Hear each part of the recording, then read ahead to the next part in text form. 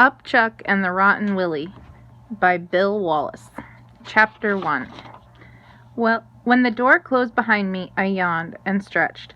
There were days I enjoyed sleeping late. This morning was crisp and cool, but not really cold.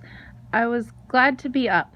There was no wind. Not even the slightest breeze tickled the red and yellow leaves or rustled through dry, blown blades of grass. It wasn't often that the wind was still. I paused a moment, listening to the quiet, yet marveling at how many sounds there were. Next door, Mrs. Parks told her husband to be careful driving to work and to bring home some chicken from the market for supper. Cars zoomed and rushed by on the big road near Luigi's restaurant. Crows cawed from the farmer's McVee's pecan orchard. Luigi was over 5 blocks away, and Farmer McVee lived nearly a half a mile from our housing development. Still, the crows who raided his pecan trees sounded as close as if they were flying right over the top of my house. I strolled around to the front yard and paused at the curb. Mr. Parks backed out of his driveway. I glanced both ways to make sure there was nothing else on the road, then trotted across before he came in my direction. At the alley behind Tom's house, I paused, holding my breath. I moved nothing but my eyes. Once certain that Rocky was no place to be seen, I raced across the big, open, grassy area toward the new high school. That's where my friend and I were supposed to meet this morning. It surprised me to find Tom already sitting on the wood fence between the baseball diamond and the football field. Tom cocked an eyebrow and glanced down at me. "About time you got up," he teased. "Been waiting on you for 2 hours. Have not," I frowned. Tom smiled. "Would you believe? 5 minutes. We laughed. He nodded at the wide wood rail beside him. "Come on." He paused a moment. "Up, Chuck." The corners of my eyes tightened as I glared at him, but as I watched I couldn't tell from the sly grin on his face whether he'd said it that way on purpose or by accident. Before I had a chance to figure it out, he turned his attention to the football field. I hopped up next to him on the fence and leaned forward, trying to catch his eye. "You do that on purpose?" I asked. Tom ignored me. Still, I wasn't sure whether I could see a little glimmer in his eye or not. Without glancing at me, he motioned toward the field. "Man, look at the haircut on that pink dude. You ever seen anything so ridiculous in your life?" He chuckled. I frowned and tilted my head to the side. "I think it's called apricot, not pink." "Apricot, pink," Tom shrugged. "Who cares? It's hilarious." "Yeah," I nodded. "Talk about a bad hair day." "You know why their noses are so long and pointed?" Tom asked, giving me a quick glance.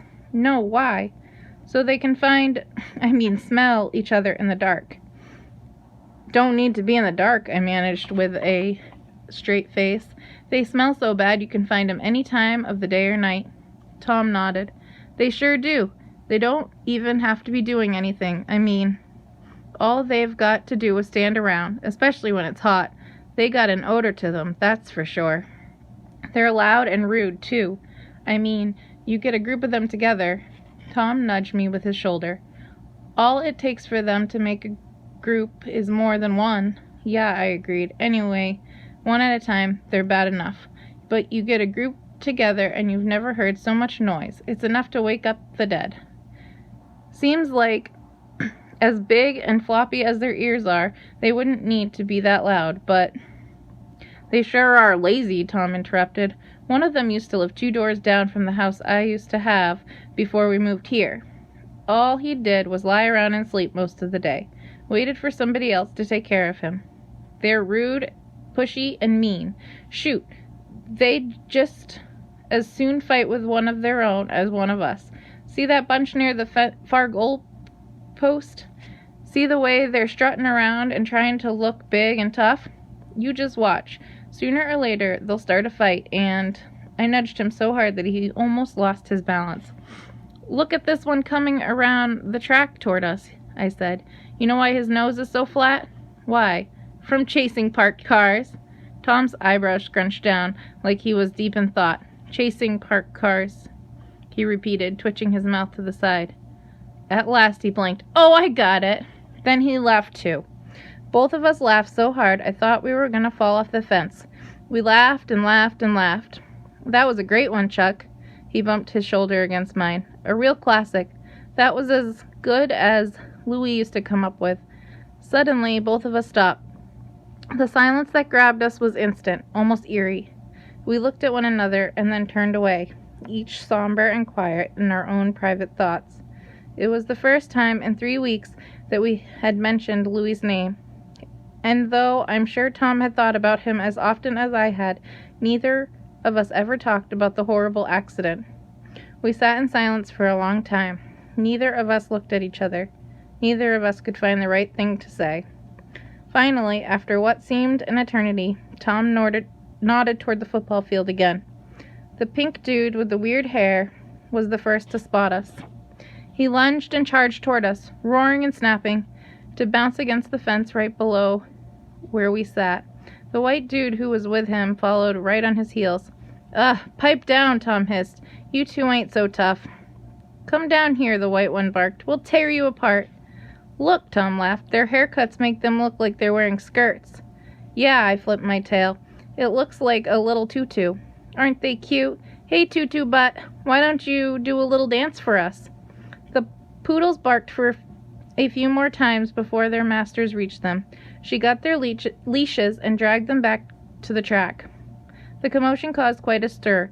The group that was loose and acting tough with each other down by the far goalpost spotted us. Barking and roaring, they raced across the football field.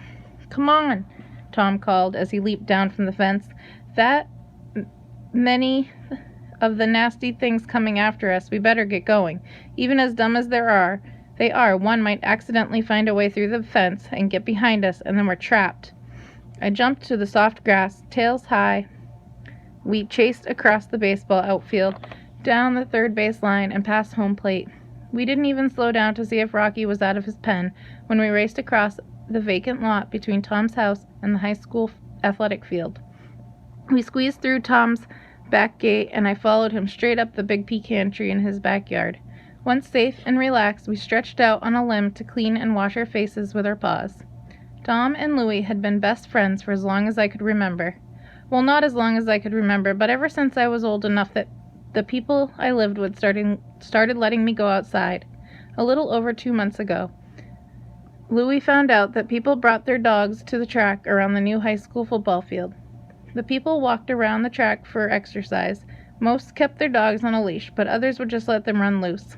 Every Saturday for a whole month, Tom, Louis, and I met on the fence between the ball diamond and the football field to watch them and make fun of the dogs. I didn't really have all that much against dogs. Still, it was a regular riot to sit around and tell jokes about them, or make fun of the way they looked and acted. It was great to have a best friend. I was one lucky cat. I had 2 best friends. Louis and Tom were the best friends anyone could ever ask for. Nothing could ever come between us. Nothing could ever separate us. It just wouldn't be fair. But nobody ever told me that life was fair.